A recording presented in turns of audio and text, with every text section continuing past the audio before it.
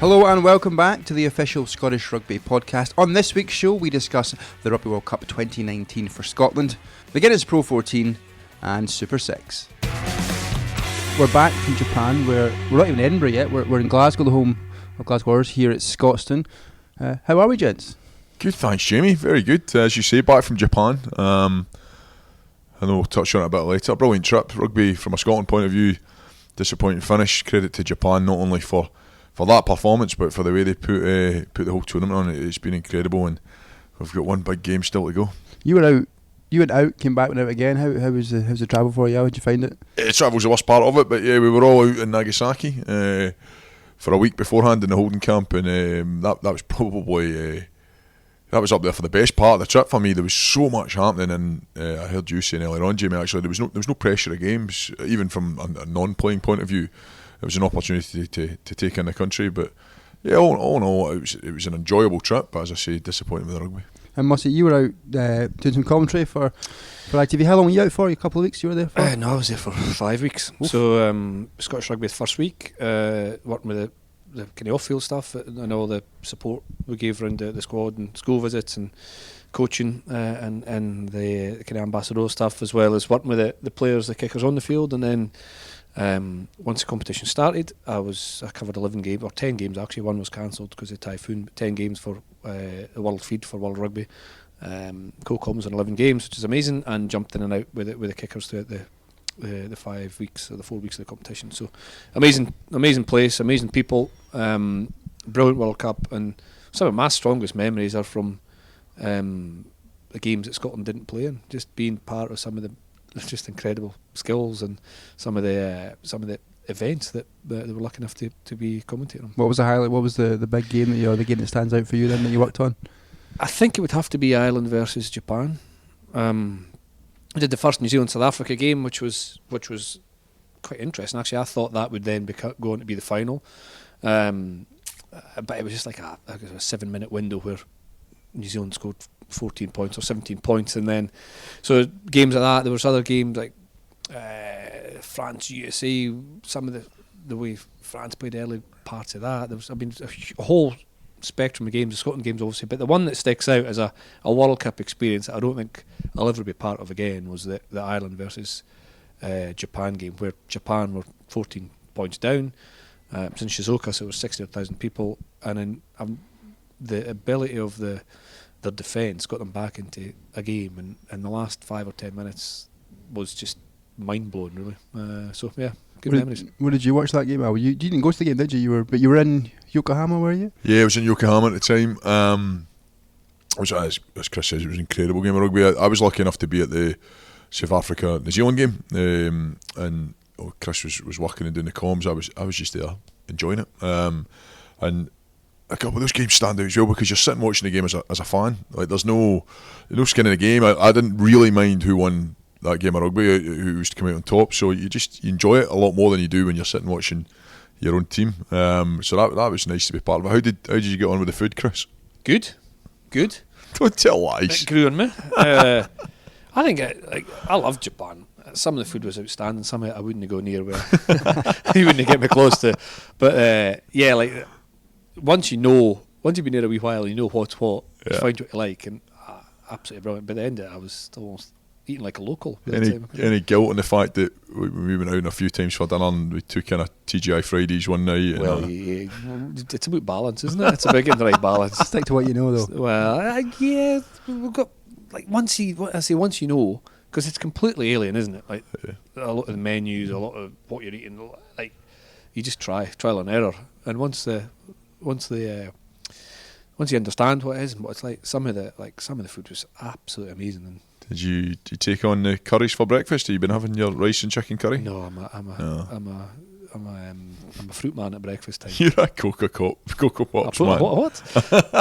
As well as fruit, yeah. No, I'm not a hot breakfast man, but listen, some of the food was amazing. Some of it, I was like, "There's no way I'm going near that." I agree with you. But what a place, what a country, what a World Cup. He sent me a message during it when he had moved on to his new hotel, and it was Cocoa Pops on this little twisty thing that you could get at the breakfast bar. I don't think he'd been happier the whole time he was there. Home comforts, Jamie. with Japan in general, we were all fortunate to be involved in that World Cup. It was clear to see that not just the areas we were in, but the whole country was invested in this World Cup. You can clearly see how much it meant to them to host this World Cup. But you look at the team on the pitch, were you guys surprised at how well they performed and how well they did in the tournament? Oh, it's easy to say now. I wasn't surprised. You look at that Ireland game and the signs were there. I undoubtedly, before the tournament, you looked at that last group game for us, that Japan-Scotland game, and you knew it was going to be massive. I believed we were good enough to win that game. So, although I suspected Japan would be good, I thought we'd be better. And on the day they turned out, they put in an incredible performance, especially in that first half, and got themselves into that lead. But no, Japan were always going to be a good team. Yeah, I mean, in all honesty, you've got to put your hands up and say surprised at how good they were, because it wasn't just one style. Chris mentioned their defence there. They were doing so many things well. I wasn't surprised at how they played, but I was surprised by their ability to defend like they did. I mean, their attack has always been built on the same kind of basic execution, being really, really good, a fast tempo, brilliant skill set. But where they've struggled is just competing physically, and we lost out physically in the opening game against Ireland, and that was the second game for Japan winning against Ireland, and I saw how we struggled with Ireland's physicality, and in the lead up to the game, all I could see was Ireland grinding down Japan because of their attack's great, their defence is great, but a good big one will usually beat a good wee one in many ways. For just a more simpler explanation, but it was just the ability of their defence to force Ireland into making errors. So Ireland's physical game after the first couple of tries couldn't get going, and then they tried to play a game that didn't suit them. They tried to offload. They were chasing the game when they were ahead, Ireland, and that was through just the physicality and the bravery of the Japanese. So I wasn't surprised at how they played, but I was surprised at their ability to just repeat effort after effort after effort against good opposition. And I would chuck that into that repeat effort. Japan is the rugby they play is incredibly high energy, and probably the biggest surprise for me was that they were able to maintain that over the whole group stages. Every single game they played, they brought their best game. They emptied themselves on that park. It's difficult to back that up week on week, for me, their levels of fitness, as well as their levels of rugby ability, the levels of fitness were incredible. I think most teams will be as fit as each other, though. I think there's individual. I reckon all the individuals will be supremely fit, but their team fitness, is in terms of how quickly your team play, kind of dictates what your fitness looks like. You know what I mean? I don't believe there'll be an unfit player at the World Cup. The way science is, the way coaching is, and the preparation that goes in. But the way that Japan play suits their team fitness, but you still have to front up week on week against bigger opposition and match them physically, overcome them physically, and do it again. Now the scheduling helped; they had 4 weeks to play 4 games, or 4 weekends, 4 games. So that does help. But yeah, I would have said that everybody's fit, but they just, on a wave of support and emotion, kicked them on a wee bit. But they weren't that far off South Africa. If you think of what South Africa did, South Africa dominated that game, as weird as it sounds. But it took until, 60 minutes really, to pull away a wee bit. And you see what South Africa have done to other teams, and they're not far off. Yeah, we'll come on to South Africa a little bit later on, because there's still a big game this weekend, the final against England. Big game on Saturday. Big game tomorrow night as well. We should talk about that one. Yeah, third place playoffs. That's an interesting topic, that one. But it's only right that we look at ourselves as well. I think we'll agree we were all disappointed to come home early. Scotland didn't get out of the group stages, only for the second time in their World Cup career. We've had time to think about and mull over Scotland's performance in the World Cup. What can you guys take away from the 2019 tournament? So, on the day in that game, which was ultimately a knockout game, Japan were a better team. I think probably what the disappointing thing is that we didn't get to the level of performance. I believe that we've got more rugby. I believe that we've got the ability to be better than Japan on that day, but we didn't reach the consistent performances that then allowed us to go on and do it. Because as soon as it becomes knockout rugby, clearly, you know, it's 50-50. There's a opportunity for each team. If we had built towards that game in a stronger position, which is easy to say with hindsight, but if we were in a stronger position into it, then I reckon we would have more chance coming out the other end. We had some outstanding performances, some guys who have really stepped up, and then a lot of other guys who will be disappointed with the way it went, disappointed with their personal performances, and clearly disappointed to come home before reaching the quarter-finals or beyond. It's difficult, isn't it? You know, as harsh as it sounds, Japan were better than us. They won the 4 games. Ireland beat us fair and square. We didn't perform anywhere near. And the frustrating thing is, we're better than what we showed against Ireland. So what you learn from a World Cup, for me, is really, and I don't have the answer to this, but you know, I know some people will and some people find the answer. It's what went wrong against Ireland.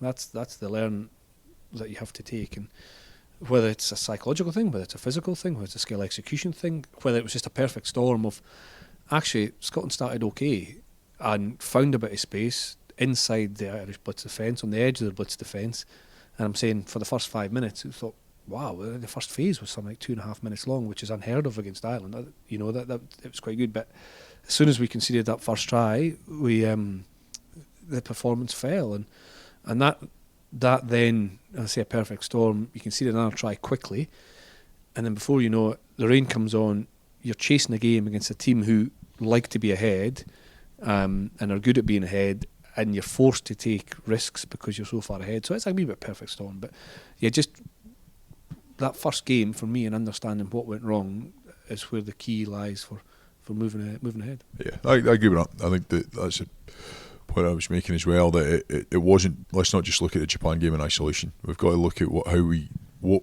condition we were in performance wise by the time we got there. And I suppose you've got to look at summer tests in that as well. And did we go into the World Cup in peak condition? Like, physically, I agree with Chris. Like, the guys are in great condition. Every team will be. So ultimately, it's disappointing to come home.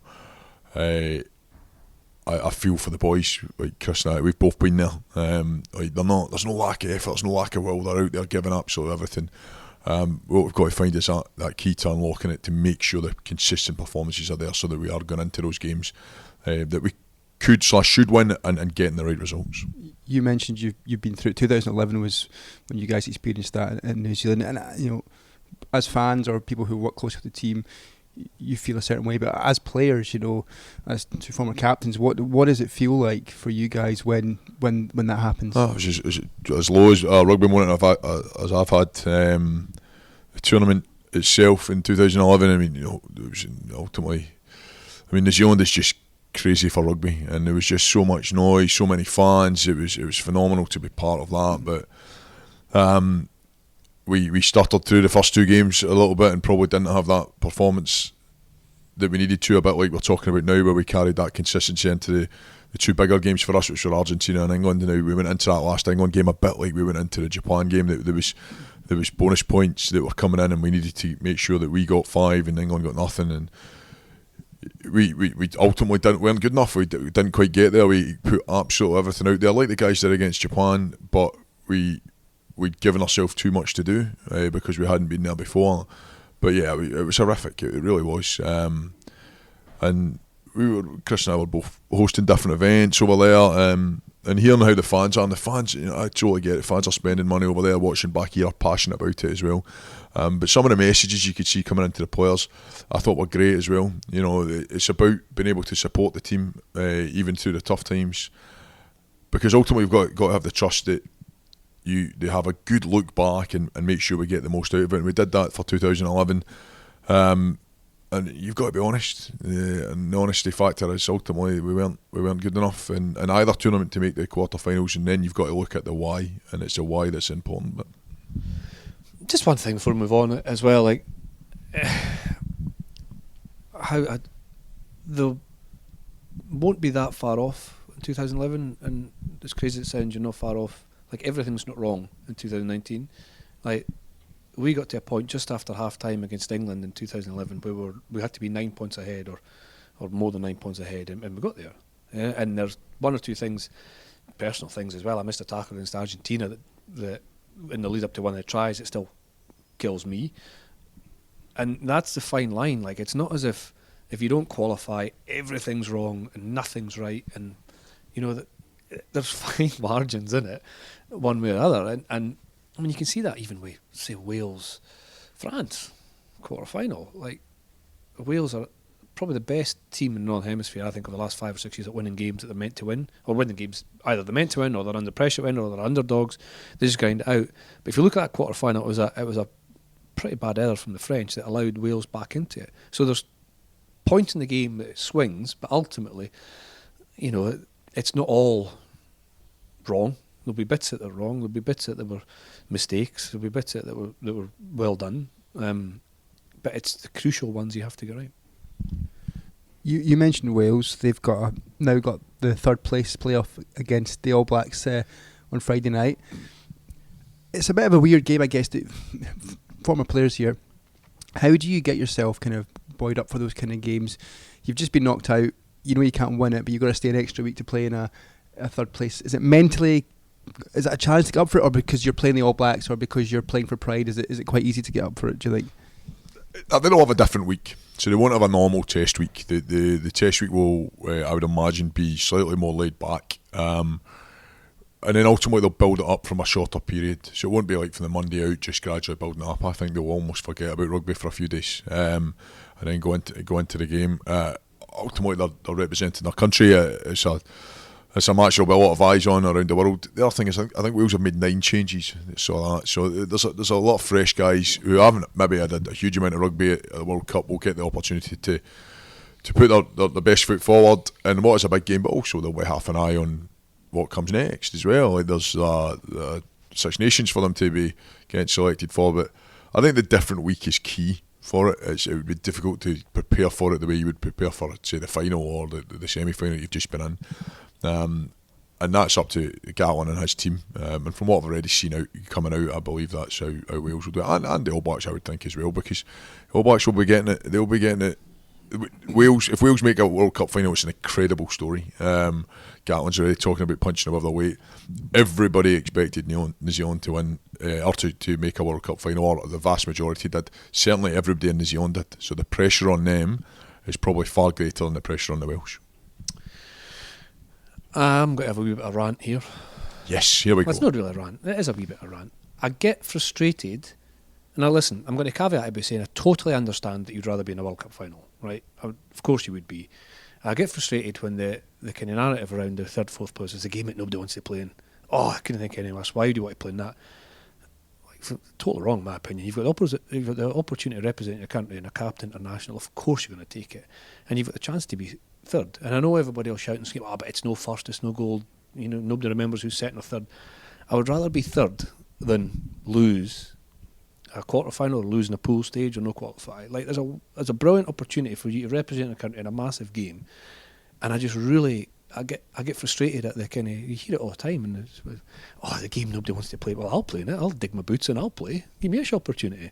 Like I just think it's a bit disrespectful to how much effort's gone in and what a game to play international rugby means if folk just say, we'd rather go home. Would you rename it? I wouldn't care. Doesn't matter to you. But it's what it is. You're playing for third and fourth. You got a bronze medal match, you got a runners up, whatever. But it doesn't matter. It's fact. You're playing for third. You're not good enough to be in the World Cup final, or you've not won the game to get in the World Cup final. How good can you then be is by being third rather than fourth, and you play for it. And it's frustrated me for a long time. Thanks for giving me the opportunity to defend Jamie. I'm glad I asked. Just because there's been a lot of chat around that in social media. And don't get me wrong, I don't want to be third. You want to be first, like that's. Yeah, but if you don't have the opportunity to do that, if you're not good enough to be first or second, you want to be the best you can be, and that's being third. No, I'm glad. Who's going to win it? New Zealand. Yeah, I think they'll win quite comfortably. I think Wales, as you say, made 9 changes. Their squad depth's not as good as I don't believe it's as good as the squad depth in New Zealand, and I think New Zealand, the team they've picked, arguably looks stronger in terms of, it is stronger in terms of experience than what played last week against England, and I think it looks a pretty sharp team. Yeah. just on the All Blacks. England have been fined for the response to the hack. I know you guys have faced the hack a number of times. You ever done anything to combat it? Have you ever talked about it as leaders about what you could do or wanted to do, or what's your thoughts on the challenge of the hack? We kept our jackets on, I think. Kept our jackets on so we stayed warm when they got cold. They didn't look overly cold. I think it's a brilliant part of the game. Adds theatre to it. I actually thought what was done to face it adds theatre to it as well. But I get there has to be rules. There's some great stories over the years of the Welsh, and then they refused to go out, so the New Zealanders did the haka in the dressing room, and they went out and absolutely scalped them. So it's kind of mixed whether you should do something different as far as what the results would show. But I like it. I think it's a bit of theatre.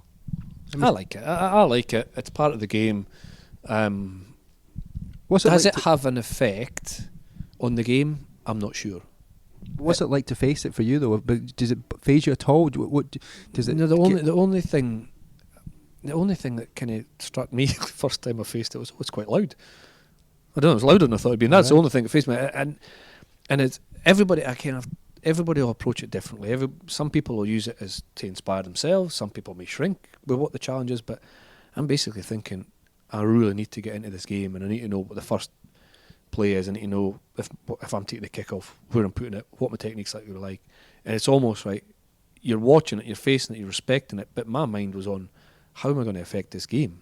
And I don't know how many players are affected by it positively or negatively, compared to how many players just respect it, show it the respect it deserves, and then get on with your job. I was always kind of looking at the game more so than what was happening in that moment, because he couldn't affect it. It was a brilliant piece of culture, a brilliant piece of theatre, but my mind's on, am I going to kick the first goal and make the first tackle? Where are you looking? I mean, do you find someone? Do you find your opposite number? What do you look around? Who do you look at? Who would you find the biggest guy, the smallest guy? Find your opposite number, and you try and use it as a positive. The danger is you face something like that, because it's a I was going to say it's a threat. That's maybe not the right word, but it's a challenge, isn't it? It's and how you face that and your emotions will have an effect on the next however long. But you've got to manage that, because it's really easy. It's in whether you're facing a hack or not, to be in any dressing room and get yourself up to the nines and your headbutting walls, and the first thing you do is run out and give away a penalty and drop the ball. Or drop the ball, or slice a kick off, or whatever it is. So it's the control in rugby always between the emotions and the technical side of the game, and the hack undoubtedly adds an extra element to it for them as well. Like that's a dance where they have to be putting themselves out there, they have to be showing the emotions to the opposition. But then if the All Blacks have got to then calm down and make sure they're focusing that first minute of play. It'll be different for everybody. Absolutely. You could ask every player who've ever faced it, and you'd get 1,000 different responses to that question as to what it means. Are you inspired? Are you nervous? Are you worried? Are you concerned? Are you no bothered? Are you doing keepy uppies at the corner flag like David Campese way back when he did it? And there'll be a million different responses, but I just think that for me, I'm only talking personally, my mind was totally focused on the game and what was going to happen next, rather than that moment. Respect it, but focus on the game. The most intimidating one I've ever felt was not on the park. So we went, when I was 17, we toured New Zealand with the Scottish schoolboys, and we went to King's College in Auckland, and it was meant to be a welcome for us. The whole school was out with the rugby team up the front. The boy Bradley Mika, who went on and played for the All Blacks. Second row. Yeah, second row. So he's standing. Didn't know clearly it was Bradley Mika at the time. He was just enormous. I mean, he was a foot taller than any of them, and Billy the side of the house.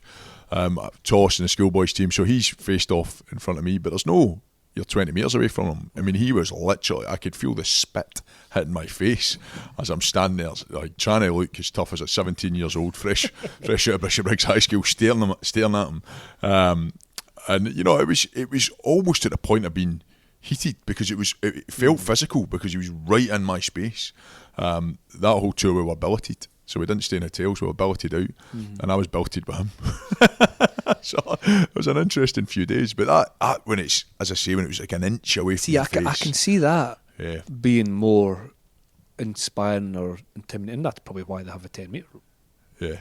rule, isn't He it? could easily Because it kick could easily off. tee off, wouldn't Yeah. it? Well, we saw it with our Edinburgh coach Cockers when he got involved. He got right involved in their face, wasn't he? And him and the opposite number were in each other's faces. And so there's stories about that one after the game as well. We'll maybe leave that well. Leave that for another one.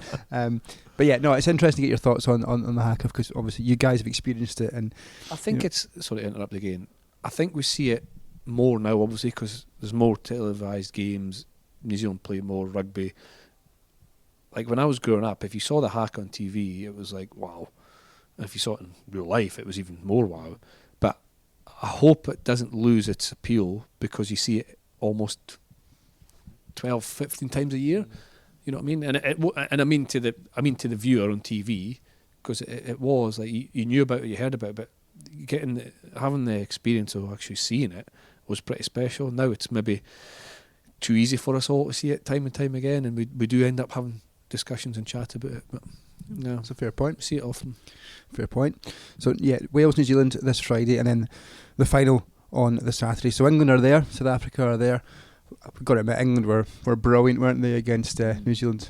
Oh, incredible. All-round game. Everything that could be said about them has been said this week. They've built it up incredibly well. Just performed to the best of their abilities and made New Zealand look average. Every talking point is, were England good or were New Zealand poor? Well, England dominated the game and made New Zealand look poor purely because of their performance, I believe. Yeah, England were really good, weren't they? Started off really well. They've actually got a wide game that caused Australia trouble in the early part of the game, or the whole game, but certainly the early part of the game the week before. And their wide game and the intensity and the accuracy that it started with, I think, shocked the All Blacks to some extent. And then they were just, as you say, their defence to me became the strongest part of the performance. It was just incredible defence. Now, afterwards you can look back and think, well, probably New Zealand should have kicked a bit more, but you can understand why they didn't, because they were sticking to the game that's won them pretty much every test match in the last 10 years by doing the same thing.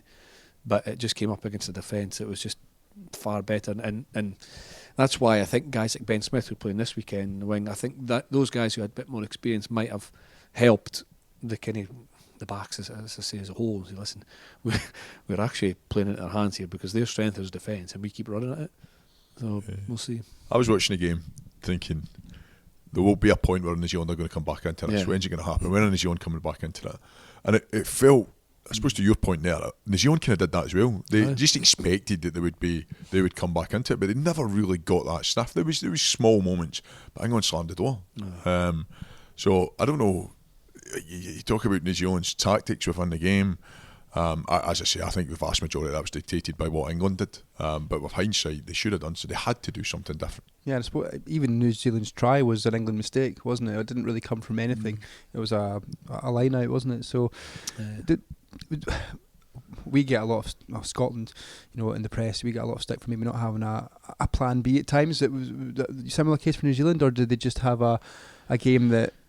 Well, it's decision making on the field for me, that one. Like their plan, every team has a plan B. Every team has a shape of game that you can go to that has options, and you can understand. That's what I said before. You can understand why New Zealand kept doing what they're doing, because see, it's worked every other time. Like they have actually broken the defence and broken through, but they just came up against a defence that wasn't going to be broken. So I would imagine the players were thinking in the field, right, stick to systems, keep going. This is what will make us win. This is what's won us. That's all the experience we've got before. We're building towards this World Cup. And just England just matched it.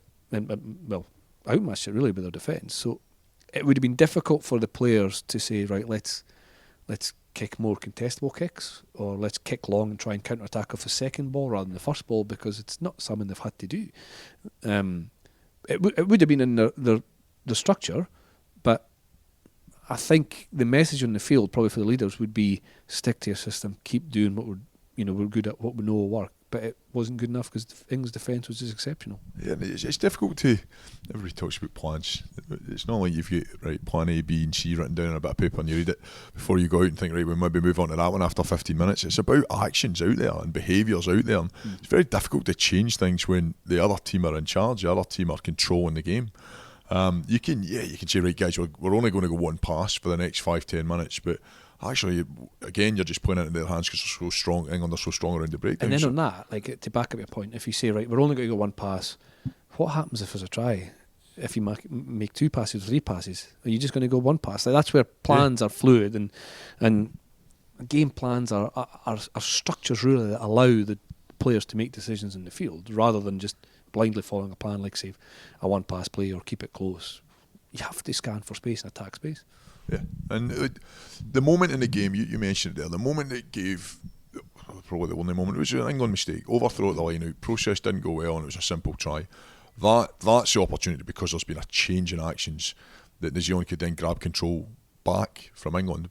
But that's when England were at their best. That's when England said, no, that's not happening.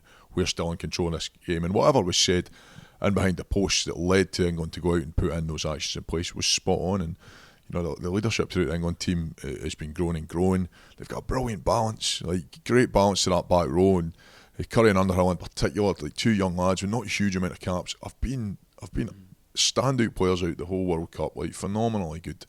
And there's been this whole Ford-Farrell debate and who's better where. And, you know, I read something earlier in the week that, you know, Ford stepped out from outside Farrell's shadow, and he has massively. Like, you're now talking about him as an individual as opposed to talking about this combination all the time, because he's put in some brilliant performances over the World Cup. And you know, there was a little bit of debate about whether he would play in this final because South Africa are likely to be more direct.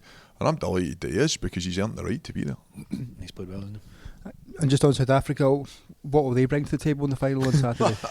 Well, it's frustrating, isn't it?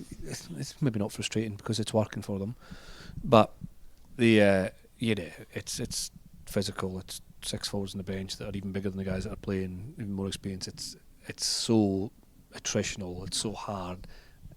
But when you've got Cheslin Colby and your back three, like, you can't ignore him. He was unbelievable. He is unbelievable. I know he's carrying an ankle knock, but I think he might be back for the weekend. He's back though. he's back. But like that quality that can single-handedly win a game has to, for me, be included in your strategy and the way you're going to try and play at some point.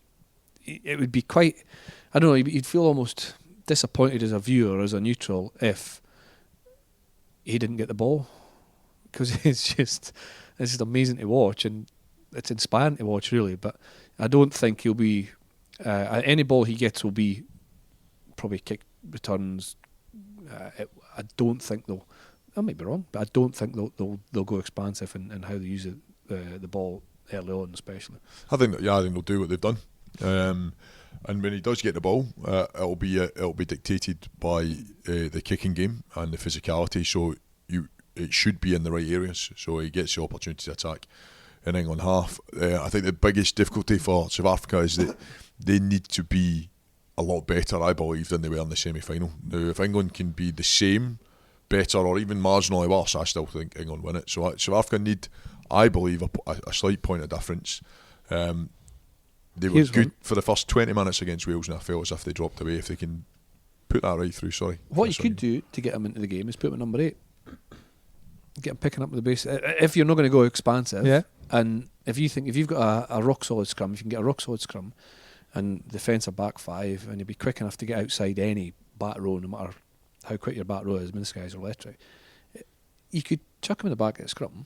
You got some inside information there? No, I'm just thinking out loud. You've seen that before, haven't you? I've seen it from like when there's yellow cards against like a 7-man scrum. Sometimes put a back and just to fly off. But like he you could almost see him in that position with so much bulk in the front 5. You know, like throw something different, throw a curveball in, and have him running across the field, attacking defenders close to the line. It'd be pretty hard to stop. I love it. I don't think it will happen, but I love it. No. For some reason, I've got Bergamasco in my head. Did he not? No, go the opposite way. That's a whole different story. What He happened? started at scrum half. That's right. What was that about? Yeah. Was that against us? No, it was against England. Yes, they wanted their 15 best players in the park and picked them at 9. And couldn't pass off his left hand. It just didn't work. It was basically because I wanted to be direct as well. It did not go to plan. Nah. I'm getting hoping Ches and Colby at 8 on 1 or 2 scrums, not them all. Yeah. Would go a wee bit better than Start that. 9. I need to look that clip up because I remember it being pretty entertaining to watch. Yeah. But was it Marco Bergamasco? Yeah. At 9. It was. I mean, there's been a few. There's been for Scotland. Richie Vernon capped it in the forwards and in the backs. Yeah, that's right. Rolly Reid Rolly capped Reid, in the forwards and in the backs. Back row guys that could play, but had the speed and size to play out there.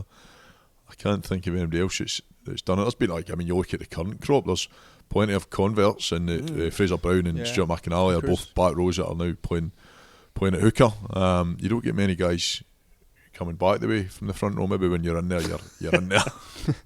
That's you for life. No. Yeah, Bergamasco, a blast from the past. What year was that then? Just so we can look it up. Do we know? Oh, that's one for Chris. What What do you think, Chris? I think it would be about 2007ish. I was going to say 2009, but maybe slightly before. Well, we'll find out. It was England, Italy at Twickenham. Nick Mallet was the coach, South African coach. Well, There's a criticism of the 10. I can't remember who the 10 was. Maybe Ramiro Pez. He was too flat for a lot of the passes that went soaring over his head. He should have been Too short, aye. so he got bend. Well, look it up, guys. It's pretty entertaining. Let's move a little bit closer to home now, gents. The Pro 14's been kind of slowly happening in the background. Kind of a mixed bag for both teams. Edinburgh played 4-1-3, doing really well at the moment with the victory over Scarlets, Blues and Zebra. Glasgow looking to get back on track with played 4 and only 1-1. Look at Glasgow first. They've got Kings tomorrow night here at Scotstoun. What have you guys made of them in the Pro 14 so far? A tough start for Glasgow. You mentioned it's kind of happening in the background. It's happening in the background because so many fans are focused on the World Cup. It's not in the background for players. It's a tough time. I think it's a good opportunity for guys to step up. And we've seen both at Glasgow and Edinburgh that some of the guys have grabbed that opportunity. For Glasgow though, the Kings game on the Friday night, that's I mean, it's early to be saying these things, but it's getting close to the must-win game because it's not been a good start. There's guys coming back. Pete Horn coming back in. I think that's a key man to be able to drop back in who can then help control that back line and bring in guys like Hugh Jones. I always feel, I think we've talked about it in a podcast, that Hugh's at his best when he's got a second distributor inside him, and that's what Pete is. So hopefully we'll see Hugh playing very well. But yeah, tough one, especially the Dragons result. It was a game that Glasgow had a team that was good enough to go down there and win. Credit to the Dragons. Dean Ryan's obviously had a good impact already down there. But yeah, Glasgow haven't had the start to the league campaign that they would want to have had. Yeah, disappointing against the Dragons at the weekend. Bit wet, windy, certainly very windy. That created a lot of turnover. I think it was like some 20 odd turnovers, which doesn't allow you to get your game going, which doesn't allow you to get in the rhythm, especially away from home, doesn't let you any control of the game really. So that's something that Glasgow will hope to put right this week, and I think they will. I think there's quite a lot of experience coming back, a few changes, and it's important for them to win the next 2 weekends of Kings at home and then Zebra away, which will be really important for them to get the quality team that they are up and running. Sticking with you, Moss. Edinburgh, on the other hand, as I said, they've played 4 and they've won 3. They've got off to a pretty good start, haven't they? Yeah, good. I think their game developed on Friday night. They played the Scarlets, and Saturday night they played the Scarlets and played really well. The first couple of games that Edinburgh won, it was quite similar to how they won the blueprint for last year. Set piece, kicking game, good defence. And then they went away in Leinster and lost against I call it a Leinster side, but that scored a lot of points in a short period just after half time that kind of skewed the game a wee bit. But what was really encouraging about Edinburgh is how well they played on Saturday against a team that was unbeaten going into that in Scarlets. The defence was as good as ever, the set piece was as good as ever, and the tries they were scoring and their ability to move the ball to space and really have an attacking edge was excellent. So they have a tough nut to crack in Treviso at Benetton this weekend.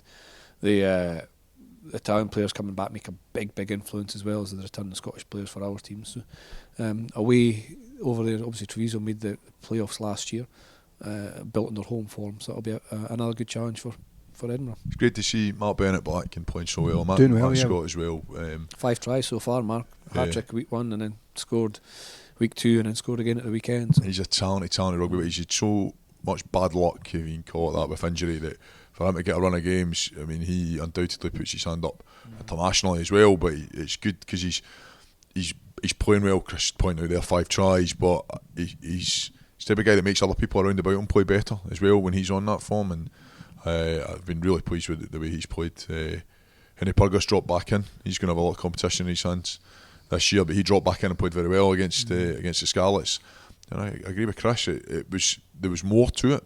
It wasn't just that blueprint from last year. There was more to it. There's probably a wee bit of freedom, a wee bit of confidence coming with the wins. So Edinburgh in a very good place after the 4 games. It's interesting when you look at both teams as well and what they're saying in the media. So I think yesterday Edinburgh were saying that it's going to be hard to implement the international players back into the squad again because Edinburgh are doing well, and I think Glasgow are saying, we need Glasgow, the international boys are back, we can't wait to get them back out there. So 2 very different messages. Is that just purely because both teams are just in very different positions at the moment? Different places. Edinburgh, it's a brilliant place to be. Like, the international boys need to come back and work their way back into a team. They're coming back into an environment where things are going well. It's a confident environment. Off the back of what's been a tough environment, certainly a tough finish for them. So you want your guys to come back in and not feel pressure. It's the best way for the international players to come back in and play well. That it's not all of a sudden, oh, thank goodness they're back, we've been needing them. Now Glasgow have still got senior players who need to grab that. Callum Gibbons, Chris Fazzaros of the world, who need to make sure that the players coming back are integrated in the right way. Dave Rennie's experienced in doing it now. But yeah, I mean, Richard Cockrow is in a better place to integrate those players back in at his pace than probably Glasgow. Finally, time for Super 6 to officially launch next weekend. There's a few friendlies this weekend, but gents, it's just great now that Super 6 is finally going to get out there. We're going to get going and get this new brand of rugby out there. It'll be really important for the players to get up and running. I think everybody in the playing group will of course be looking forward to it, but they'll be desperate to figure out how it feels, what it's like. They're desperate to win. Obviously, they have played against each other the last 2 or 3 weeks in different warm-up fixtures and 20 minutes and 30-minute games.